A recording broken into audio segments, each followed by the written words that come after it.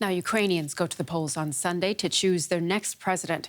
After a first-round vote at the end of March, the two remaining candidates are Volodymyr Zelensky, a television star, or Petro Poroshenko, the incumbent president. Now, Zelensky is the frontrunner. He won the first ballot with more than 30% of the vote. He is a comedian with no political experience, and he's put forward very few policy proposals. But his willingness to speak both Ukrainian and Russian has brought him a lot of support in the country's mainly Russian-speaking East. Now, Petro Poroshenko is a businessman from the confectionary industry, and he is one of Ukraine's wealthiest people. He was elected in a snap vote after former pro-Russian President Viktor Yanukovych was toppled in the 2014 Maidan Revolution. His reputation as a reformer has been damaged, as corruption remains a big problem in Ukraine. Well, let's bring in our correspondent in Kiev, Nick Connolly, for more on this, a very unusual election. Hi, Nick, good to see you. So a comedian could become Ukraine's next president. How has Zelensky managed to gather so much support?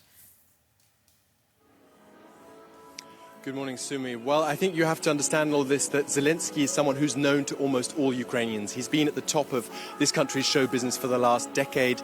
He didn't need to explain who he was to anyone. But unlike his main competitors, he hasn't been involved in frontline politics or any politics. And so he's not associated with that baggage, with the disappointments and the corruption of Ukrainian politics in recent years. So in that sense, he had a kind of clean start. He also led a very positive campaign focused on optimism, something that Petro Poroshenko failed to do, instead focusing on kind of aggressive war rhetoric with the conflict with Russia there. His critics would say he's promising all things to all people. He has been pretty slow to give much in the way of detail of what he wants to do. We were expecting to hear more on that after the first round. But instead, for the last 2 weeks, he seems to be doing his best to avoid coming face-to-face with Poroshenko.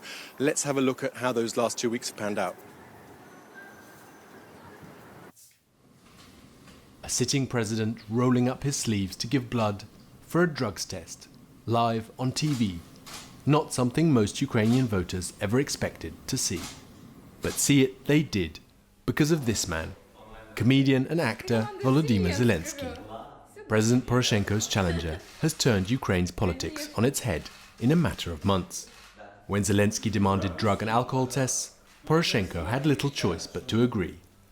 After picking up just half as many votes as Zelensky in the first round, Poroshenko has had to play catch-up with his younger rival. Kiev's Olympic Stadium, capacity 70,000, and the place where Zelensky says he wants to debate with Petro Poroshenko. No dusty TV studio for Zelensky, who prefers to talk to his supporters direct through social media. Once again, Zelensky throwing down the gauntlet, and once again, Poroshenko left with no other option but to agree. Poroshenko astonished observers with a late-night reply by video message. If it's the stadium you want, then so be it. I'll be waiting for you. When Poroshenko travelled to Paris to meet Emmanuel Macron, a visit intended to underscore his diplomatic standing, Zelensky again pipped him to the post, meeting Macron and his advisers hours before Poroshenko. All attention in Ukraine was focused on the mood music between the presidential candidates and their French hosts, down to the number of minutes spent at the Élysée Palace. Less than 48 hours after his return from Paris, Petro Poroshenko was walking the turf of the Olympic Stadium, alone with his supporters. His challenge to Zelensky to bring the stadium debate forward had simply been ignored. With his poll ratings flying high, Zelensky is apparently in no mood to compromise. 3 weeks have now passed since the first round of voting, but Ukrainians are barely any wiser about what their presidential candidates plan to do. 3 weeks debating the how and the when of a potential debate, instead of discussing the issues, of which there are more than enough, in a country locked in standoff with Russia, with more than 1 million refugees and millions more leaving the country in search of work. Zelensky's critics argue that's no coincidence. They say as a newcomer to politics, he has little to win and much to lose debating the detail of being president. Today, Ukrainians have one last chance to hear their next president, whoever that will be, set out his vision before they go to the polls. That is, if Zelensky and Poroshenko can finally agree on the terms of the debate. Nick, you know, you said yourself a little bit earlier that Volodymyr Zelensky has given very little in the way of detail or policy proposals. So what could Ukraine actually look like if he were to become president? Well, Sumi, he has spoken a lot about fighting corruption, stripping members of parliament of their immunity as a way of doing that, also modernizing Ukraine's government systems, digitalization. But I think it's really worth seeing this as more a promise of generational change and aesthetic change. It's a new generation coming to power in the way of kind of detailed manifesto promises we haven't had all too much. He has broadly stayed on line with what the current government is doing on Donbass, saying he's not going to try and solve that conflict by force, also saying that he'd continue Ukraine's cooperation with its Western lenders. I think the interesting thing will be to see if tonight we do get that debate and if we hear more detail from him. From what it sounds like now, if they do meet in the Olympic Stadium, they won't be on a single stage. They haven't been able to agree.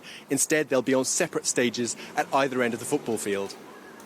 Nick, a lot of people are asking what Russia's role is in all of this. Does Moscow have a preferred candidate here? Here's the thing. The candidate who actually travelled to Moscow before the first round, Yuri Boyko, something that had been a common feature of Ukrainian politics in the past, he only came fourth place. I think the war really has changed the tone here, and being seen as too friendly with Moscow doesn't pay off in Ukrainian elections.